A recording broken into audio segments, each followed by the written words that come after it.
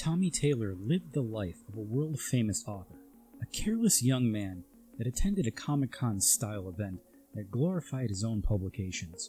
During one of the fan-gathering events, a rogue fan exposed that Tommy may not have been the author of one of his world-famous book series, but instead, his father had written them, and that Tommy had stolen the manuscripts that went unpublished before his father passed away. Tommy flees the scene and is eventually tracked down and bludgeoned by what appears to be a comic-style fictional vampire-like man.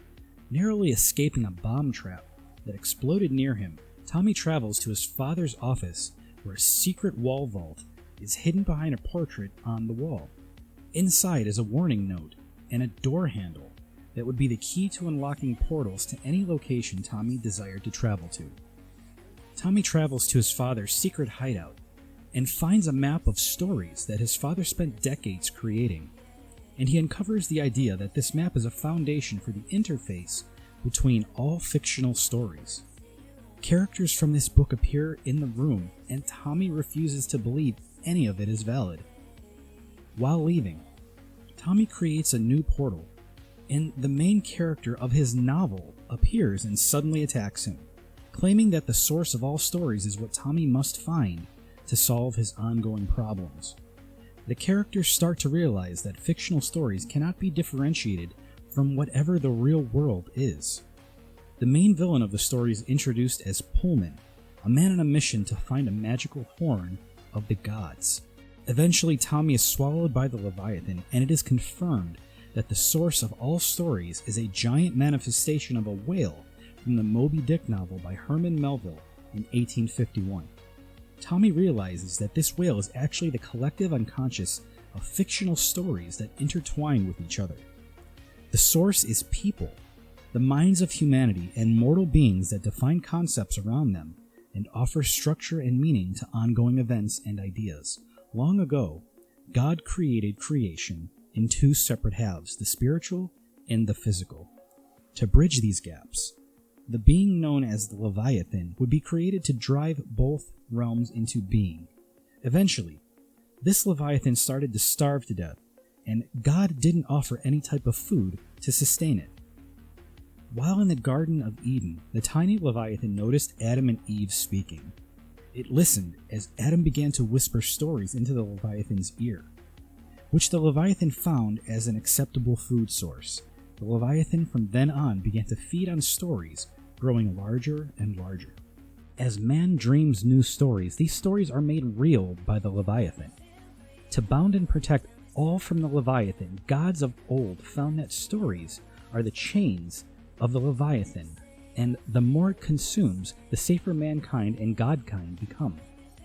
To remove the chains and unburden the whale with no more food, no more stories, would mean the end of all things. Tommy learns that the Leviathan likes him and favors him, allowing Tommy's story to not come to an end when he survived the bomb attack earlier in the story and came away with no damage somehow.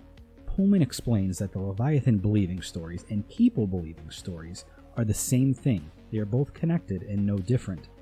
The Leviathan of stories is the minds of humanity believing stories to be true.